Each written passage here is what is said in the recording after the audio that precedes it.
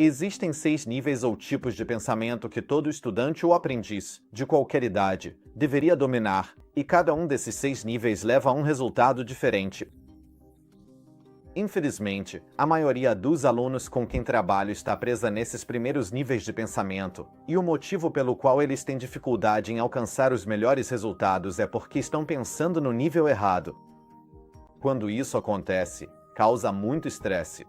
Isso desperdiça muito tempo. Pode ser muito frustrante. Pode parecer impossível alcançar os melhores resultados com qualquer grau de confiança e, com o tempo, podemos começar a pensar que talvez não sejamos feitos para isso, mas provavelmente isso não é verdade. E, para mim, aprender a pensar deliberadamente no nível certo é um dos principais motivos pelos quais consegui alcançar resultados acadêmicos de destaque tanto na faculdade de medicina quanto no meu mestrado em educação. E pode acreditar, eu certamente não sou um gênio. Vi resultados semelhantes com milhares de estudantes e profissionais que treinei ao longo dos anos, e até o final deste vídeo você vai conseguir perceber em que nível costuma operar e como pode chegar ao nível que precisa estar. E, só para avisar, o nível que você precisa provavelmente é mais alto do que imagina. Mas vamos falar disso mais adiante. Então, o primeiro nível é totalmente sobre memorizar as coisas. Isso envolve muita releitura, reescrever as coisas. Geralmente é muito repetitivo. Pode ser bem tedioso. Frequentemente nos deixa sonolentos, e esse nível é chamado de lembrar.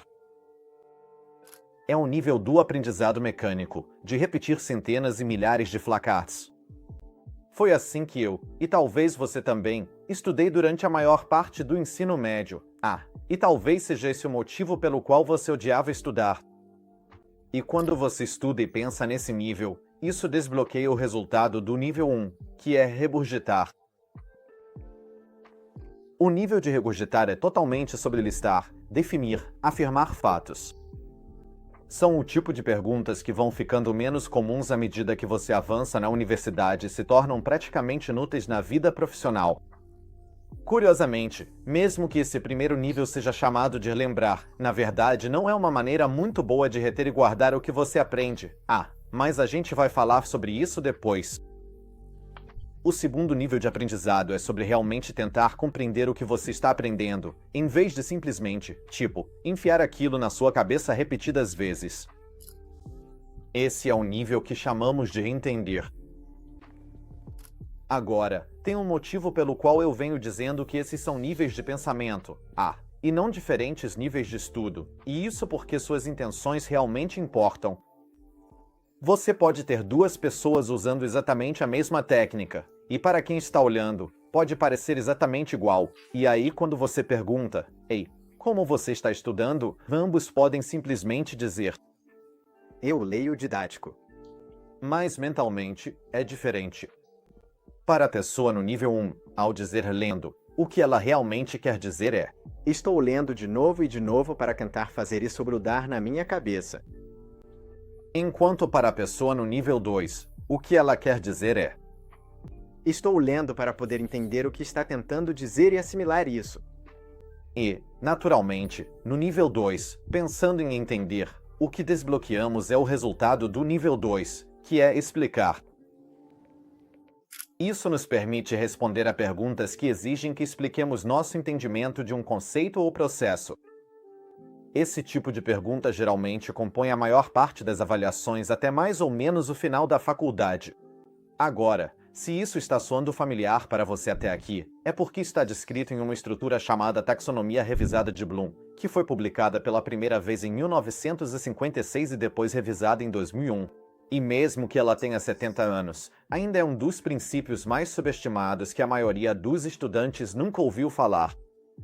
E se você já ouviu falar dela, continue por aqui porque vou te ensinar uma forma de usá-la que me ajudou a dobrar minha eficiência de aprendizado. Então, o nível 3 é sobre usar o que você aprendeu para resolver problemas, e esse é o nível que chamamos de aplicar. Agora, é aqui que as coisas podem ficar um pouco confusas, porque muita gente entende isso errado sobre a taxonomia de Bloom. Existem várias maneiras diferentes de aplicar seu conhecimento para resolver problemas. Então, por exemplo, você tem o que nós, eu diria, são problemas simples.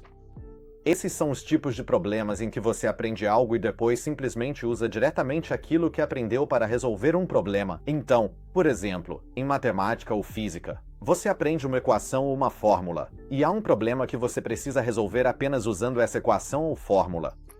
Por outro lado, existem o que eu poderia chamar de problemas um pouco mais avançados, e esses são aqueles em que você realmente precisa pensar sobre a melhor forma de abordar o problema.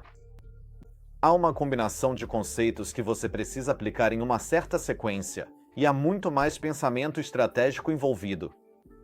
No nível 3, estamos falando principalmente do primeiro tipo, a resolução simples de problemas, e assim desbloqueamos esse nível, que é o resultado da resolução simples de problemas. Agora somos capazes de resolver o que eu chamo de problemas 1 a 1, onde há um conceito que você aprende e o problema exige justamente esse conceito para ser resolvido, e você pode chegar a esse nível, o nível 3, simplesmente resolvendo questões e problemas. Muitas provas práticas e questionários têm questões nesse nível aplicado. Para algo mais procedural, como programação, pode ser construir uma função simples com algumas variáveis simples. Mas e quanto às questões mais difíceis e complexas? Aqueles tipos de problemas que são avançados? É aqui que entra o pensamento de nível 4. Estamos entrando no território da aprendizagem de ordem superior. Pessoas que sabem pensar no nível 4 tendem a se sair muito bem, mas pensadores de nível 4 não são comuns, e você vai entender o porquê em breve. O pensamento de nível 4 é totalmente sobre comparar e contrastar. É sobre buscar semelhanças e diferenças. Chamamos esse nível de analisar. É a primeira vez que não estamos apenas olhando para a informação isoladamente, mas sim em relação a outra informação. E existem inúmeras técnicas que ajudam no nível 4, analisar. Diagramas de Venn, criação de tabelas, resumos que explicam as semelhanças e diferenças, uso de mapas mentais, resolução de problemas e questões que te forçam a comparar um conceito em relação a outro. Todas essas coisas vão ser úteis. Na verdade, qualquer técnica é eficaz, desde que te obrigue a comparar e contrastar uma coisa com outra. Então, desbloquear o nível 4 te dá acesso ao resultado do nível 4, que é o nível da comparação. E ao invés de só te dar alguns exemplos de como é uma comparação, vou fazer melhor e te mostrar uma dica de estudo ótima que você pode usar. Acesse algo como o ChatGPT ou o Gemini e digite este comando: me dê perguntas no estágio educacional que você quiser. Então, por exemplo, segundo ano de universidade, nível 4, a matéria. Então vamos supor, neste exemplo, microbiologia no nível da taxonomia revisada de Bloom. Neste caso, vai ser o nível 4. E essas são exatamente os tipos de perguntas que te testam no nível 4, e você vai perceber que toda opção te obriga a comparar ideias entre si. Agora, o motivo pelo qual essa técnica realmente é útil para usar nos seus estudos é porque a taxonomia revisada de Bloom não foi criada para pessoas como você, como um estudante. Elas foram criadas para educadores e elaboradores de provas. E, internacionalmente, quase todo o currículo é desenhado em torno da taxonomia de Bloom ou de uma taxonomia semelhante. Todas são bem parecidas entre si, o que significa que quem elabora sua prova está pensando dessa forma para criar questões que vão separar os bons dos excelentes alunos, o que quer dizer que agora você pode prever os tipos de perguntas que vão te fazer e até criar seus próprios simulados. Mas aqui está o motivo pelo qual pensadores de nível 4 não são comuns. Assim que você pula do nível 3 para o nível 4, você vai perceber 100% que esse nível de pensamento exige mais esforço mental. É mais difícil de fazer. Você pensa por mais tempo e de forma mais profunda do que nos níveis anteriores, o que é algo bom porque significa que seu cérebro está formando um conhecimento mais profundo e uma memória mais forte, mas pode parecer que você ficou mais lento. E algumas pessoas acham que isso significa que estão fazendo algo errado. Então, mesmo que a maioria dos estudantes consiga pensar no nível 4, a maioria escolhe não fazê-lo porque não parece tão fácil. Esse é um fenômeno chamado de hipótese do esforço mal interpretado, e ele impede que a maioria dos aprendizes realmente melhore. E isso é ainda mais verdadeiro no nível 5.